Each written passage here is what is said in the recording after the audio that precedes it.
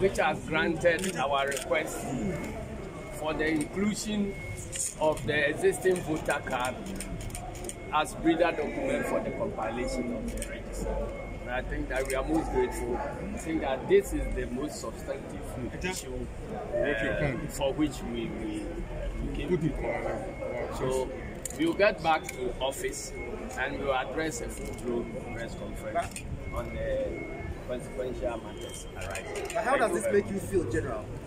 Well, we feel vindicated because the court itself, in an earlier ruling, has clearly stated that the possession of an existing voter's ID card means that the holder is a citizen of Ghana who is qualified to be registered and to exercise his or her powers.